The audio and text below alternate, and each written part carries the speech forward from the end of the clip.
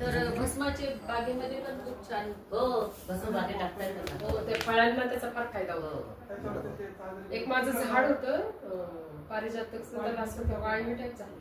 अच्छा. असं म्हणजे पडेल असं झालं. मी जवळजवळ माझ्या 2 बॅग्स आहेत आणि पूर्ण भस्म त्याच्यात घातलं. हो का? आणि आता त्याला छान फुलं येतात. अरे वा. हो, ती वाळवी नाही झाली. हां, हां. अच्छा. माझ्या पण झाडाला तोच अनुभव आहे. मी नगरमध्ये आले आणि आम्ही घर घेतलं आणि ते झाड पहिल्यापासूनच होतं. ज्यांनी पहिले हो, हो. घरला बंगल्यात पण 2 झाडं आंब्याचे त्यांनीच लावलेले आणि आमच्या ह्याच्यात पण हां, हां. त्यांची झाडं खराब झालीत. त्यांची कटिंग झाली, पूर्ण कटिंग झाली त्याची. आमचं झाड इतकं सुंदर आणि इतका चवदार आहे तो आंबा, इतका चवदार आहे की त्याची गोडी अवीट आहे, जलवा आहे त्याची. इथे एक अनुभव सांगतो तुम्हाला. मला बाबळेश्वरला ताराचंद बेलजी म्हणून जसे सुभाष पाळेकर आहेत ना तसेच, तर त्यांचं वर्कशॉप होतं बाबळेश्वरला. म्हणजे ते जे कृषी विज्ञान केंद्र आहे ना ते तिथे. तर मी आणि राजनजी त्याही हे सगळ्या करत होतो, म्हणजे सेंद्रिय शेतीच्या संदर्भात सुरुवात होती. तर तिथं आम्ही गेलो होतो 2 दिवस. तर राजनजींनी पूर्ण सगळी माहिती सांगितली अग्निहोत्राची. 2-3 दिवस ते चालू होतं. आम्ही सकाळी लवकर उठायचो, बाहेर अग्निहोत्र करायचो. आणि याच्या सगळ्यामध्ये एक मुस्लिम गृहस्थ होते. तर ते सगळ्या गोष्टी लांबून लांबून बघायचे. ते काय प्रत्यक्ष सहभागी होत नव्हते. त्यांना फक्त कृषीच्या संदर्भात, शेतीच्या संदर्भात पाहिजे होतं. पण ज्या दिवशी ह्या सगळ्या गोष्टी राजनजींनी पण सांगितल्या, समजून सांगितल्या, त्याचं विज्ञान समजून सांगितलं, त्याच्यानंतर ताराचंद बेलजीने त्याच्यावर जोर दिला. आणि 2-3 वेळा सकाळी सेशन सुरू व्हायच्या आधी आणि संपताना अग्निहोत्र केलं जायचं. आणि मग त्याने त्याच्या अग्निहोत्र भस्माची माहिती सांगितली. मग त्याच्यानंतर ते हळूच त्याने काय केलं, मला बाजूला घेतलं. म्हणे ते आपल्याला अग्निहोत्र भस्म मिळेल का? मग तिथून ते सगळं चॅनलाइज झालं. म्हणजे काय होतं माहिती आहे का, की हे सगळ्यांच्या गरजेचं आहे. पण आम्ही विनाकारण कुठल्या तरी त्या चौकटीत अडकून बसलो. मी मुस्लिम आहे, मी जैन आहे, मी हे आहे, मी ते. ह्याच्यामुळे काय होतं माहिती आहे का, आपण आपल्या आरोग्याच्या वरती कॉम्प्रोमाइज करतो. तिथं ते सगळ्या गोष्टी. आणि मी त्यांच्याकडे पण पाहिलं. त्यांच्याबरोबरच आम्ही जेव्हा हे सेंद्रिय शेतीचे जेव्हा आम्ही सुरू केलं होतं, तर आपल्याला वैजापूरला आम्ही स्टॉल लावला होता. प्रदर्शन आम्हाला कुठून तरी माहिती मिळाली आणि स्टॉल लावला होता तिथं. तर तिथं जवळपास 3-4 दिवस आम्ही होतो. 4थ्या दिवशी आम्हाला पाहिजे काहीच रिस्पॉन्स नाही. कोणी यायचं पण नाही, बघायचं नाही, बोलायचं नाही.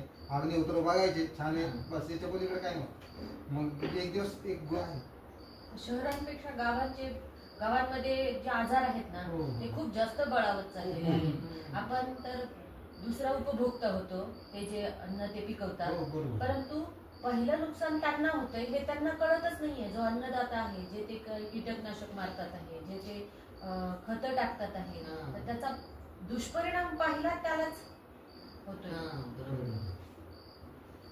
स्प्रे करताना पण जास्त दुष्परिणाम त्याला होतोय ना. विदर्भात सुद्धा किती लोक जातात स्प्रे करायला. आपलं पारगाव सुद्रीक पण पुन्हा कॅन्सरचं सेंटर बनतंय ना, कारण की तिथे द्राक्ष उत्पादन होतं. द्राक्ष आणि दुसरी गोष्ट कसं आहे माहिती आहे का, की हा जो प्रकार आहे ना, म्हणजे बाग हा एकट्या डोक्याचं काम नाही. म्हणजे एकाला ते सगळं जमेलच असं नाही. कारण काय होतं, आता जसं तुमचं वय वाढत जातं ना, तुम्हाला वर उंच चढणं, फांद्या तोडणं, उचलणं नाही शक्य होत. आणि त्याच्याकरता माणसं मिळत नाहीत किरकोळ कामा करतात. नाही तर मग ते काहीतरी आवाज सवा पैसे मागतात. म्हणजे एकमेकाला जर मदत करत गेलो ना तर ते चांगलं काम आहे त्या मागचं.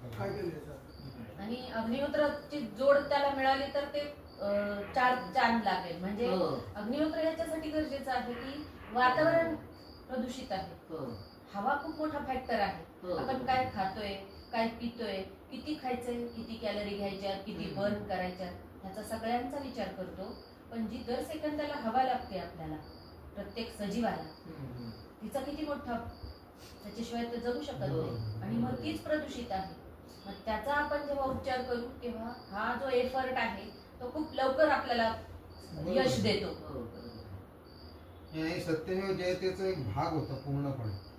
मी तो पाहिला असेल तर मी तो आता शेअर करेन ग्रुपवरती. तो पाठवतो. कारण काय झालं होतं, हा तो भाग बघितल्यानंतर त्याच्यामध्ये श्रॉफ नावाची रासायनिक शेतीचा, तो रासायनिक कीटकनाशक आणि खतांचा तो उत्पादक आहे.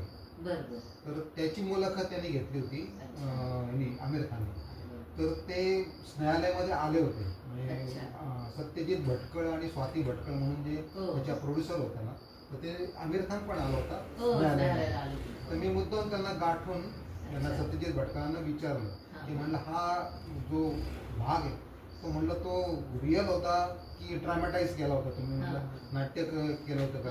कारण तो स्वतः जो कारखानदार आहे ना, तुम्ही तो भाग बघा, तो इतका निर्लज्जपणे खोटं बोलतो ना, इतका निर्लज्जपणे खोटं बोलतो, तो धडाधड सांगतो. लोक सांगतात, शास्त्रज्ञ सांगतात तिथं, त्या 2-3 शास्त्रज्ञ सुरुवातीला ते सांगतात की ह्याच्यामुळे हे होतं. त्याच्यानंतर त्यांनी ते काहीतरी रासायनिक केमिकल आहे तर ते त्यांनी फवारलं होतं ह्याच्यामध्ये, हेलिकॉप्टरने वगैरे ते फवारलं होतं. तर त्याचा प्रादुर्भाव इतका भयानक आहे की त्याच्यानंतर जी जन्माला आलेली आपत्ती ती व्यंग असलेली जन्माला आली, इतका भयानक प्रकार आहे. पण तो म्हणतो रासायनिक विष नाहीच आहे. रासायनिक गव्हर्नमेंटला पैसा मिळतो ना त्याचा, आणि तुम्ही जी मुलाखत पाहिल्यानंतर ना अक्षरशः सुन्न होतं. आणि मग मला असा प्रश्न पडला की हा स्वतः कारखानदार आहे आणि त्याचा काही करोडोमधला उद्योग येतो पूर्ण, तर म्हणलं तो जाहीरपणे नॅशनल टीव्हीवरती येऊन मुलाखत कसं काय देतोय की आपली स्वतःची बदनामी कसं काय करून घेतलं. म्हणून मी त्यांना विचारलं होतं, म्हणलं तुम्हाला त्यांनी मला काउंटर केलं, तुम्हाला म्हणे काय वाटतं? म्हणलं मला तो ड्रामॅटाईज वाटतो. म्हणलं मला खोटं म्हणजे काय होईल, म्हणलं माझं जर कारखाना आहे, माझं जर एवढं मोठं इन्व्हेस्टमेंट आहे त्याच्यावरती, तर मी जाहीर बदनामी नाही होऊ देणार. बरं ते रेकॉर्डिंग युट्यूबवरती अजून पण आहे, म्हणजे असं नाही आहे की ते व्हॅनिश झालं. तर त्यामुळं म्हणलं ते म्हणायला नाही म्हणे, ती फॅक्ट आहे म्हणे खरी. बरं त्याचा भाऊ आहे, त्याच व्यक्तीचा दुसरा भाऊ आहे, तो सेंद्रिय शेती करतो. दोघं भाऊ आहेत, सख्खे भाऊ आहेत. इतकी गमतीदार प्रकार इतकं हे असं ते सगळं. आपण एवढेच सदस्य आहोत. हा नाही आपण असं ठरवलं होतं की मी येणार, आमच्या बरोबर कोणी आले तर आलं. अजून काय माहिती का, असा उपक्रम आहे फक्त भेटणं आणि बाग बघणं हा उद्देश आहे. चला आता बघूया. कारण सकाळची हो नाही बरोबर आहे ना, आपण तेवढा करतो. हो लाईट आज नाही. आज लाईट, हा शनिवार आहे ना, आज लाईट झाला.